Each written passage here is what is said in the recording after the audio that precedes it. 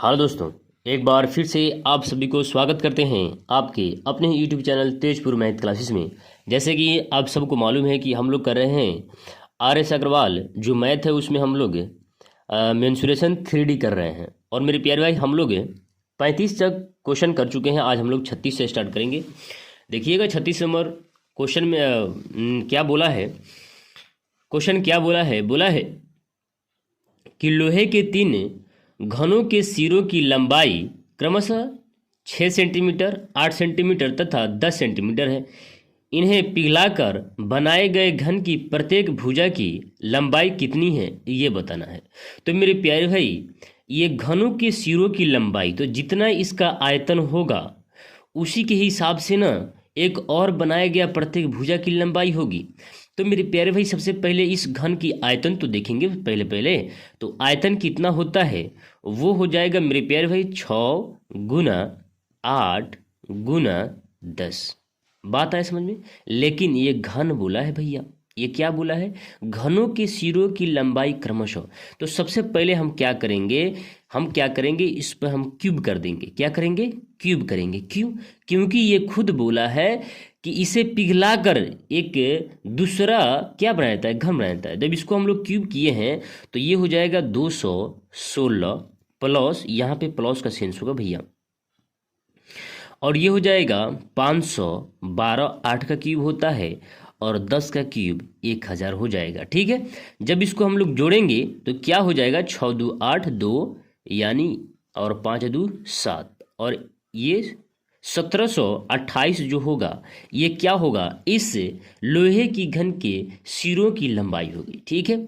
अब यहाँ मेरे प्यारे भाई, अगर मैं बात करूं ये किसके बराबर होगा, तो बड़ा वाला एक घन जो बन रहा है उसके आयतन के बराबर होगा। तो मेरे प्यारे भाई, यहाँ से हम क्या कर सकते हैं, इसका एक भुजा निकाल सकते हैं। तो आपको मालूम होना चाहिए 1728 जो होता है वो किसका क्यूब होता है, तो 12 का क्यूब होता है। अगर आपको याद है तो, अगर याद नहीं है तो आप ऐसे दिमाग लगा सकते हैं कि 12 का स्क्वायर 144 होता है। ठीक है। फिर 12 से गुना करेंगे तो इकाई अंक पर हमको क्या चाहिए, 8 चाहिए, तो 4 दूनी 8 होगा। बात आया समझ में। देखिए, जैसे अगर 14 की बात करें, अगर 18 की बात करें, अगर 16 की बात करें, तो इसका स्क्वायर करके फिर उससे गुना करेंगे तो इकाई अंक पर अगर 8 मिलता है तो ठीक है, नहीं मिलता है तो ऑप्शन नहीं होगा। तो उसी प्रकार से मेरे प्यारे भाई क्या होगा, जो ए का मान आएगा वो कितना आएगा, 12 आ जाएगा। जो मेरा यही आंसर होगा। बात आया समझ में। देखिएगा 37 नंबर क्वेश्चन क्या बोला है कि एक घन के संपूर्ण पृष्ठ का क्षेत्रफल 150 वर्ग सेंटीमीटर है। इसका आयतन कितना है। अब ये क्या है, घन है। तो घन का संपूर्ण होता है मेरे प्यारे भाई, आपको मालूम होगा, अगर आप याद किए होंगे तो घन का संपूर्ण होता है 6 गुना भुजा के स्क्वायर, जो आपको दे रखा है 150। यानी यहां से अगर ए का मान निकाल दो मेरे प्यारे भाई तो कितना निकल जाएगा, 25 निकलेगा। ये 2 से काट लेंगे, 2 दूनी 6 दूनी 12, 6 25 30। बात आया समझ में, 25 आ गया। यानी स्क्वायर का मान 25 है, यानी ए बराबर आप कह सकते हैं 5 है। लेकिन मेरे प्यारे भाई, इसका आयतन पूछा है। तो घन का आयतन क्या होता है, घन का आयतन होता है मेरे प्यारे भाई, घन का जो आयतन होता है, आयतन जो होता है वो होता है भुजा का क्यूब। जो भुजा आपको 5 दे रखा है, तो 5 का क्यूब करेंगे तो एक बार 25 होगा, फिर 5 में, फिर 25 में, फिर 5 से गुना करेंगे तो कितना हो जाएगा, 125 होगा, जो आपको आंसर दिखेगा। देखिए 37 का बी नंबर। आगे देखिएगा, बोला है कि धातु के बने एक घन की प्रत्येक भुजा, धातु के बने एक घन की प्रत्येक भुजा 12 सेंटीमीटर है। इसे पिघलाकर 3 छोटे घनों में ढाला गया है। यदि इनमें से 2 घनों की भुजाएं क्रमशः 6 सेंटीमीटर तथा 8 सेंटीमीटर है तो तीसरे घन की प्रत्येक भुजा की लंबाई बताना। तो मेरे प्यारे भाई, घन की बात बोला है ना, तो कहने का मतलब ये है कि ये आयतन जो दे रहा है, इसका आयतन जब हम लोग निकालेंगे, जब भुजा दे रखा है तो आयतन निकाल सकते हैं।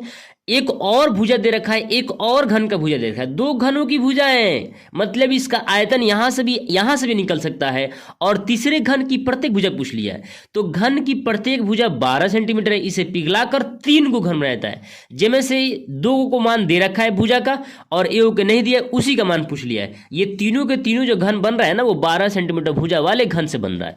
तो हम कहेंगे जो इसका आयतन है ना, ये तीनों के आयतन के बराबर है, यानी 12 का क्यूब बराबर कर लेंगे 6 का क्यूब प्लस 8 का क्यूब, और ए का क्यूब नहीं मालूम भैया, तीसरे घन की प्रत्येक भुजा नहीं मालूम, तो ए मान लेंगे। यानी मेरे प्यारे भाई अगर हम कहें तो 12 गुना 12 बराबर अगर इसका स्क्वायर हम लोग निकालें मेरे प्यारे भाई, अगर इसका स्क्वायर हम लोग निकालें, स्क्वायर क्या निकालते हैं, सबसे पहले इसको क्या कर लेते हैं, 216 प्लस इसका क्यूब करेंगे तो 64, 8×64 512 हो जाएगा, और ये ए क्यूब ही रहेगा। अगर इसको हम लोग जोड़ेंगे तो ये हो जाएगा कितना, 728, देखिए ना, 2 2 28, और इसको हम लोग जोड़े हुए थे, कितना जोड़े थे, 1728, ये हम लोग बहुत पहले यहाँ दूसरा नंबर क्वेश्चन में निकाल चुके थे। जब इसको हम लोग माइनस करेंगे तो ये आ जाएगा 1000 बराबर हो जाएगा ए क्यूब, यानी आप कह सकते हैं जो ए का मान निकल जाएगा वो 10 निकल जाएगा, क्योंकि इस पर क्यूब रूट कर देगा। तो ए का मान जो निकल गया वो कितना निकल गया, 10 निकल गया। आपसे भुजा ही पूछा था ना, तीसरे घन की प्रत्येक भुजा, तो 10 तो है, 10 सेंटीमीटर। 39 नंबर क्वेश्चन क्या बोला है, बोला है एक ठोस घनाभ की भुजाएं क्रमशः 72 सेंटीमीटर, 75 सेंटीमीटर तथा 135 सेंटीमीटर है। ऐसे घन की प्रत्येक भुजा की लंबाई कितनी होगी जिसका आयतन इस ठोस घनाभ के आयतन के बराबर है।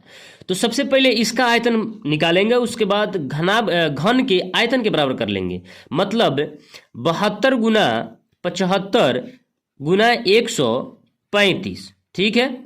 उसके बाद मेरे प्यारे भाई क्या होगा, उसके बाद क्या होगा, बराबर कर लेंगे एक घन के आयतन के बराबर, घन के प्रत्येक भुजा की लंबाई कितनी होगी। तो इसके आयतन जो इसका आयतन कितना, घनाभ का आयतन हो गया और यहाँ पर घन का आयतन हो, दोनों को बराबर कर लेंगे। अब इसको गुना करेंगे मेरे प्यारे भाई, तो क्या होगा, इसको हम लोग गुना करेंगे 75 और 72 में गुना करेंगे तो 5 दूनी 10, हाथ में 1, 7 दूनी 14, 1 15, 7 दूनी 14, 1 15, 7 5 35, हाथ में 3, 7 7 49 और 3 52, ठीक है। यहाँ से 0, ये 5 5 0, ये 3 1 4 और ये 5400, ठीक है। यहाँ से ये 5400 मिल गया। अब 135 में गुना करना है तो डबल 0 घटा देते हैं और सिर्फ और सिर्फ 54 से गुना कर लेते हैं, ठीक है। 5 चौकी 20, 4 तिहाई 12, 4 तिहाई 12, 2 14, हाथ में 1, 4 1 5, ठीक है। 5 5 25, हाथ में 2, 5 तिहाई 15, 15 2 17, हाथ में कितना 1 और 5 1 6, ठीक है। 0 5 4 9, 7 5 12 का 2 और यहाँ पर 6 1 7 और डबल 0 इधर छोड़े बिठा देंगे तो ये बराबर है, यानी मेरे प्यारे भाई ये बराबर होगा किसके, तो ए क्यूब के, मतलब कि घन के आयतन के। अब ये घन की आयतन है ए क्यूब है, जब यहाँ से ए का मान निकालेंगे तो इस पर क्यूब रूट करेगा, जब क्यूब रूट करेगा तो ये किसका क्यूब है, तो 9 का क्यूब है। 9 9 81 और फिर 81 में 9 से गुना करेंगे तो 729 आएगा। तो यानी आप कह सकते हैं जो 90 होगा, यहाँ 3 0 भी हटेगा और मेरे प्यारे भाई ए का मान आ जाएगा। यानी आप कह सकते हैं भुजा की जो लंबाई होगी घन के वो कितना होगा, 90 सेंटीमीटर होगा, ठीक है।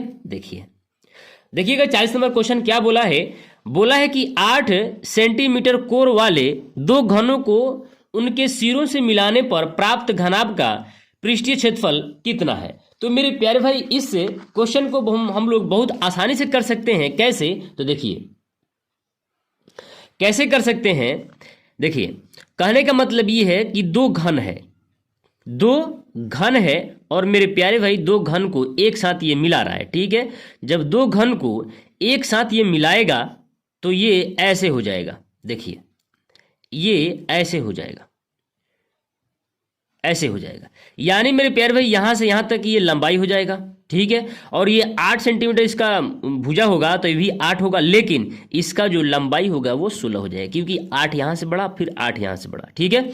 तो या हम बता सकते हैं जो घनाभ का पृष्ठीय क्षेत्रफल होता है वो होता है 2 × LB + BH + HL होता है, बता सकते हैं। तो मेरे प्यारे भाई हम कह सकते हैं 16 गुना 8 प्लस 8 गुना 8 प्लस ये हो जाएगा 8 गुना 16। और मेरे प्यारे भाई 2 का गुना लगा लेंगे। और यहाँ 16 8 है 128 होता है, प्लस 8 डाई 64 होगा, प्लस फिर 128 हो जाएगा, ठीक है। और 2 का गुना लगाएंगे, ठीक है। 128 और 128 यानी 200 कितना हो जाएगा 56। 256 में मेरे प्यारे भाई अगर हम 54 को जोड़ दें, 54 को जोड़ दें, और मेरे प्यारे भाई 6 4 10, 6 5 11, 1 2 और 1 3, इसमें लगा देंगे 2 का गुना, ये 2 है, तो ये हो जाएगा कितना हो जाएगा मेरे प्यारे भाई 64। यानी 640 जो वर्ग सेंटीमीटर होगा वो इस क्वेश्चन का फाइनल आंसर होगा। देखिए